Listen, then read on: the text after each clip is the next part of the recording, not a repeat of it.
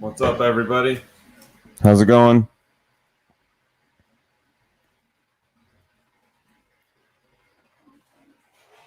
Lulzbot is still printing.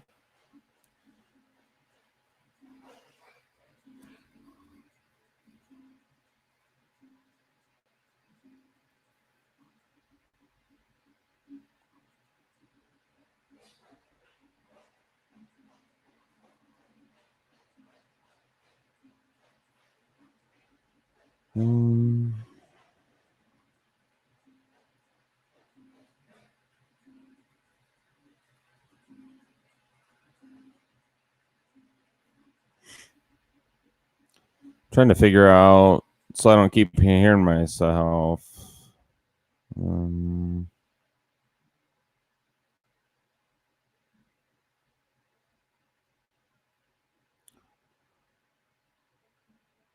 Oh, there it is. Yeah. There we go. Finally get that shut off. What's up, tripod? How's it going? What are you doing? I today have been there's the link if anybody wants to join. Been working on the Lulzbot all day to correct a few issues. Oh, driving home. Cool. Yeah, been dialing in the Lulzbot all day. Working on this camera might be better. I don't know. There's a pretty bad ringing issue. So you can see it there. So I went in and tuned all the belts, tuned the Z belts, and tuned the X and Y belts with obviously I play guitar. Kind of see it right there. But yeah, so I went in and tuned all the belts to basically about 1 megahertz of each other as far as like frequency goes. So I spent a lot of time making sure that they were dialed in as close as they could be. I added Octopi to the mix today because this is the only printer I have that is not on network, and been tuning a lot with retractions and mainly trying to get these wobbles out of there. This is a pretty bad one here. May not be able to see it, but I don't know which way to. Might be able to see it. If I get it just right. Maybe over here.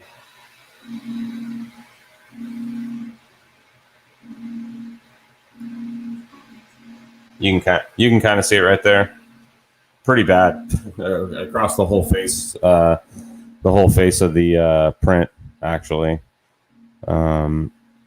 The chep cube actually looks textured in the chep if you look at it. Yeah, you can kind of see it right there. But yeah, so all day been doing various retraction testing, belt testing, and then tuning, and then tune the acceleration and the jerk. I spent about 3 hours tuning acceleration and jerk this morning on it. The acceleration on it was cranked up pretty high, which is great for speed printing. But what it does is when you're setting up a profile and you say, well, I'm going to print at 35 millimeters a second or 55 millimeters a second, depending on the acceleration, 35, 45, 55 millimeters looks totally different than, it looks like you're doing 100 millimeters a second. Kind of hard to explain, but when the acceleration is cranked up and you go, well, I'm only printing at 35 millimeters a second, well, 35 millimeters a second with 3,000 acceleration is extremely fast, because it just has a lot higher likelihood of actually hitting that speed. So while the profiles, the way they were set up, at least the Cura profiles were set up, was they had really high acceleration, really high jerk values, and then they had the speeds all taken way down to like 55 and 50 millimeters a second. So it's a little misleading when you see it. It's like, oh wow, it's only at 50 millimeters a second, but it's absolutely just tearing it up as far as speed goes. So yeah, went through and took the accelerations down on each axis. I tuned each axis individually, and then went back and did speed tuning to make sure that the speeds were set properly, but all in an effort to build a Lulzbot quote unquote profile. So, but yeah, so I got all the accelerations tuned in. I think what else? Jerk testing.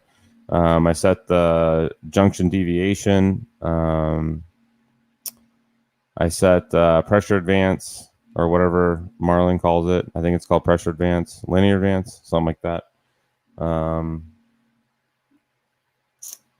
Yeah, so went and tuned all the corners of a cube, et cetera, et cetera. So, but yeah, it's printing pretty good now. I'm just printing a Raspberry Pi case to attach it to the frame so that it has web interface. I got really tired of taking the what do you call it, SD card in and out, especially on a MacBook. It's really not very user friendly. So,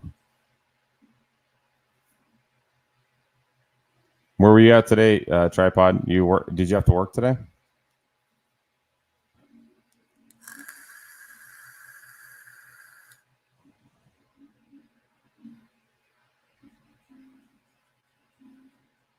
I need to go back to bed. I got up way too early. I woke up in a panic because I thought it was a work day. I also went through OBS and tuned the audio.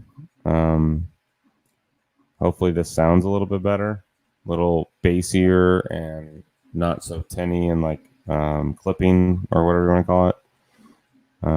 Put some compression on it and added a noise gate.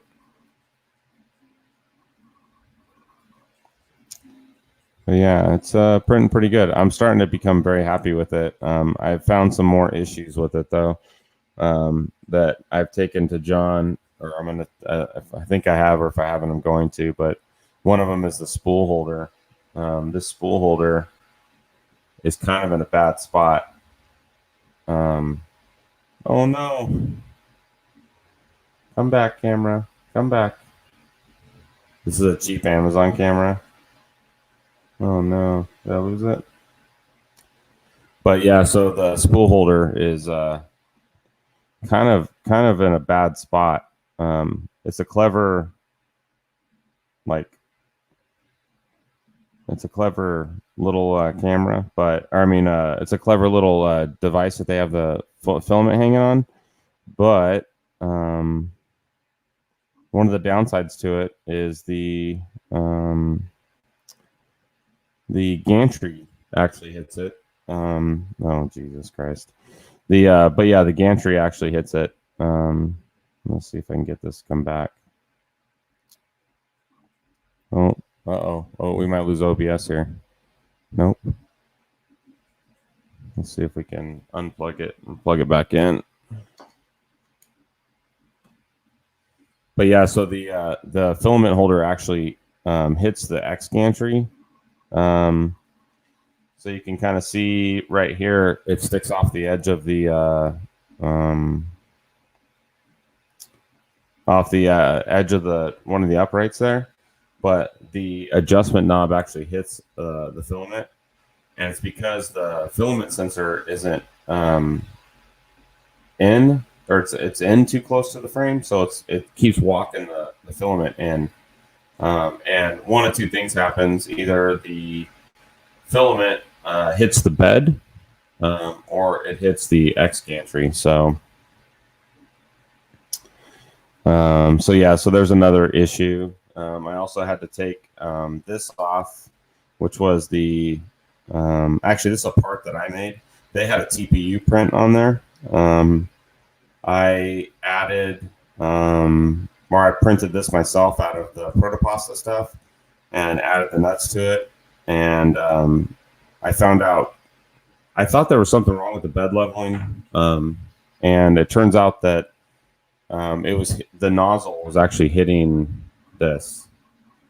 So,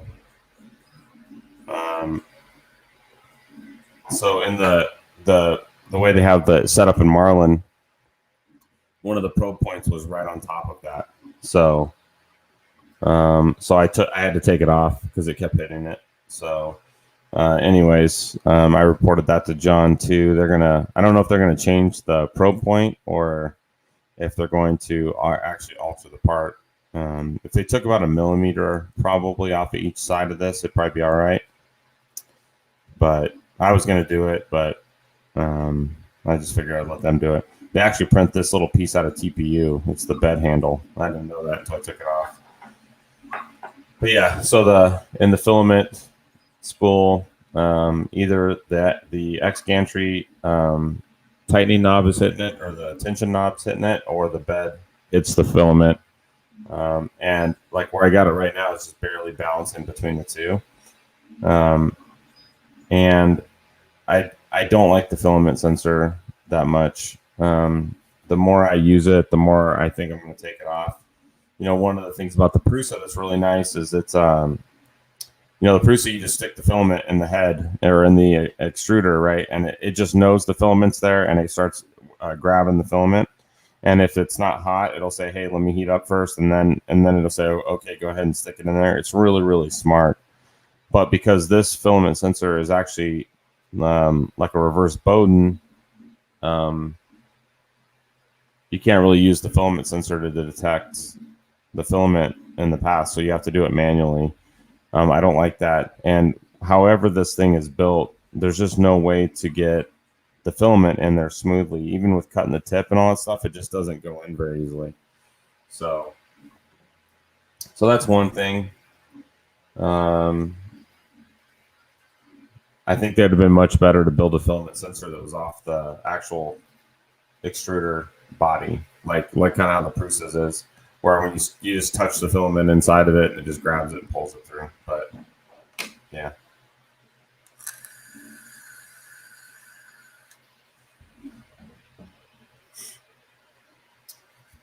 But yeah, all in all, it's been pretty fun. I haven't even messed with any of my other printers. It's probably the first time all of them have been idle in a really long time. So, but I was mainly just jumping on here to see if the mic sounded better. So I really have no way to verify that other than to listen to it back on YouTube. So. But if you're driving, tripod, maybe we can get on here later. But anyways, I think I'm gonna kill it. I just wanted to run a test, really. So drive safe, and I'll talk to you guys later. Bye.